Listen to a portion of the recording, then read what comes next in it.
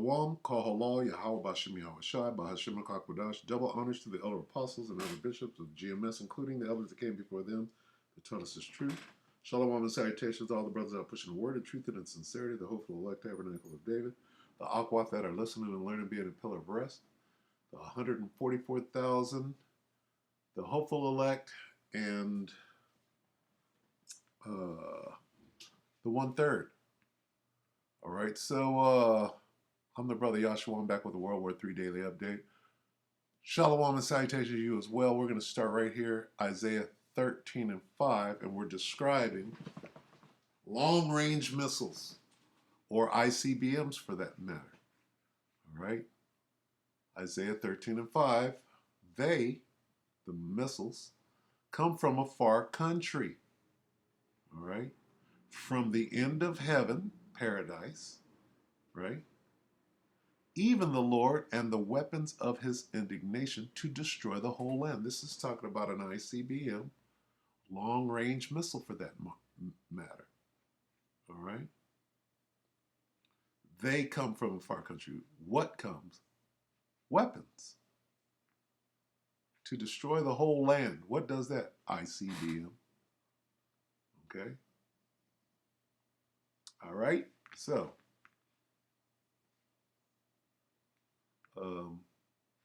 this right here, from the end of heaven, heaven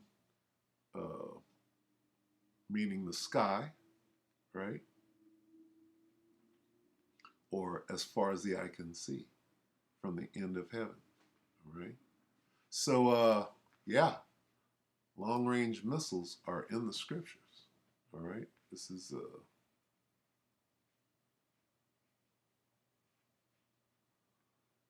2 Ezra 16 and 13, for strong is his right hand that bendeth the bow, that's the silo.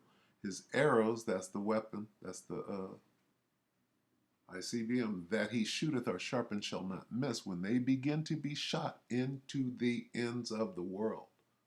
Okay, now, no man can bend a bow and put an arrow, a normal arrow into it and shoot it into from one continent to the other. The ends of the world. Okay, you got the old world, you got the new world. The old world is in the east, the new world is in the west. Yeah? That's what this is talking about. Anyway, whether you get it or not. This is 19 hours ago. Where are we in the war at this point? From General Douglas McGregor, reputable, focusing on what? It could be a regular missile. It could be an ICBM. It could be a nuke. So the interviewer is going to ask this guy a question. He said, "Oh, well, we've ended that phase of the war, right? We're into a whole new phase now." What is he talking about? What's in the scriptures? Okay. When they shall be shot, when they begin to be shot into the ends of the world. Okay. Take it away, Dougie. Dougie Fresh. Dougie Doug, do it. I want to ask you though about first about the state of this counteroffensive, because well, we armed Ukraine to the teeth to fight against Russia, and we pinned our hopes on this political offensive leading to final victory as our only envisioned outcome. However, it hasn't gone that well. So I was just wondering, can you outline the status on the ground and what's happened and where is this heading? Are we seeing the end of it? Well, I think it's fair to say that ground operations are largely over for the Ukrainian military. Their losses have been horrific. I've seen estimates of... Slovakia. Some people are estimating higher numbers. Let me take that back. It's important to know. Are largely over for the Ukrainian military. Their losses have been horrific. I've seen estimates of over 430,000 dead Ukrainian soldiers now. Some people are estimating higher numbers. You're not hearing that in the West because the media, of course, censors any information like that. I've always stuck with the figure of 400,000 dead, but now I'm being told that's lowballing it. How many hundreds of thousands of wounded is hard to tell. Now, there was a report, I think, by President Putin of 71,000 Ukrainian soldiers killed. That may be accurate. To be frank with you, the Russians have been far more honest about losses, theirs and Ukrainian, than we have. Americans won't like to hear that, but our government simply hasn't been very honest about the whole thing. So I think the Ukrainian ground war, for all intents and purposes, is either at a standstill or perhaps even over. They're desperate for manpower, and they're trying to force people into uniform inside the country that are not really capable of fighting. And as you know, they're trying to repatriate Ukrainians from overseas of military age. But I don't see that happening. I don't think most of the governments in Europe are willing to expend the manpower to go out and forcibly arrest and then deport young Ukrainian men. Maybe I'm wrong, but I just don't think that's going to happen. So I think we're in a new phase. And a friend contacted me today, and he said to me, I think we're now entering Biden's phase of the war. And I said, what are you talking about? He said, well, having run out of ground forces to throw at the enemy, the only thing the Ukrainians can do now is acquire long-range strike weapons like the Storm Shadow or the Taurus missile, and then hurl those at the Russians. And I think that's what we recently saw. We had a big strike launched against Crimea. I think it was a total of 11 Storm Shadow missiles launched from Su-24s that took to the air, launched their missiles, and then rapidly disappeared for fear of being shot down.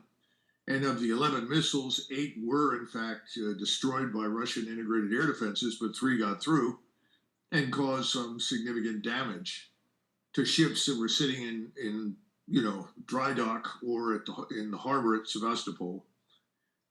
You also saw the use of some drones that are used underwater. We prefer to say underwater unmanned systems, but people now use the word drone all the time. But I think they were of British origin, much like the Storm Shadows. The thing that's most disturbing is that both U.S. and British and potentially French ISR, intelligence, surveillance, reconnaissance platforms, unmanned and potentially manned, were used to help guide these strikes, both the underwater unmanned systems and the Storm Shadow missiles. That would also include a Global Hawk.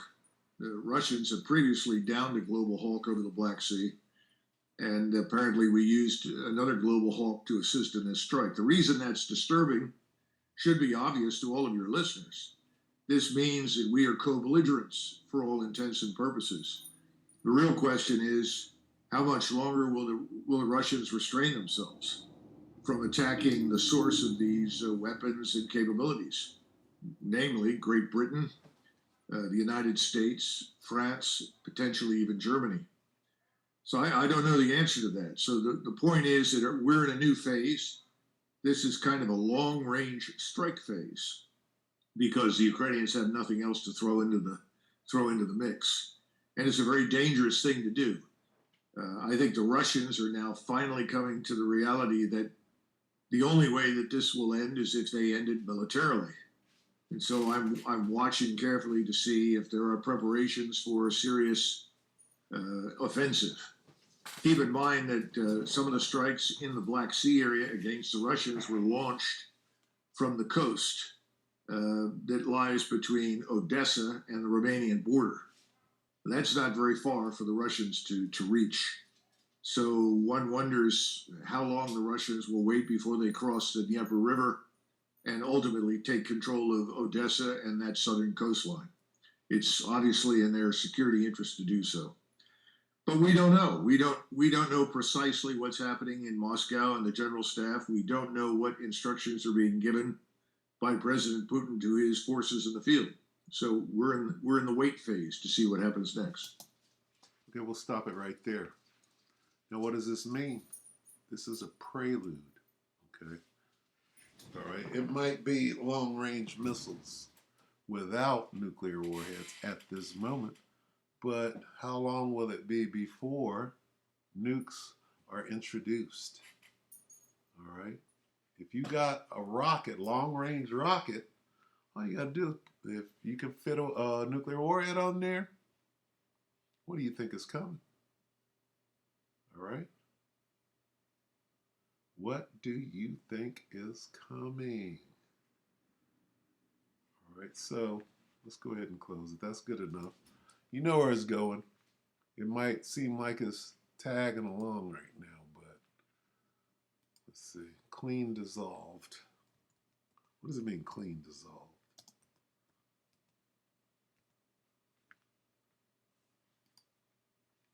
Okay.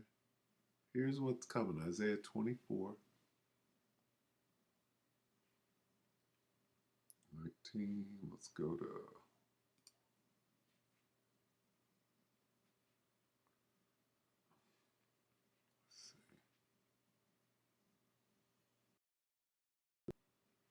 Let's start right here. 19. The earth is utterly broken down. This is after the missile hits, the nuclear missile. The earth is clean dissolved. What can do that? Right? A nuclear, that the heat from a nuke is going to dissolve the elements. The earth is moved exceedingly. That blast, right? Still a bomb. It's a nuclear bomb, but it's still a bomb. So it's going to do many things. It's going to move the earth. Yeah. The earth shall reel to and fro like a drunkard, and shall be removed like a cottage, and the transgression thereof shall be heavy upon it, and it shall fall and not rise again. What is that talking about? Okay, let's talk about them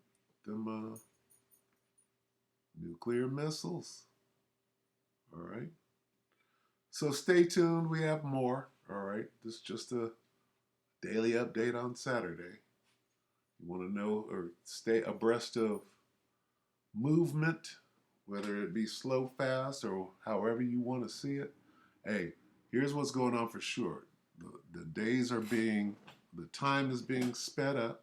The days are being shortened. Okay. And the calamities are coming faster and faster. So if you don't know now or your head is stuck in the sand, guess what? It don't matter. It's happening anyway. So we hope that the elect were edified. You brothers and sisters, with that we will say shalom.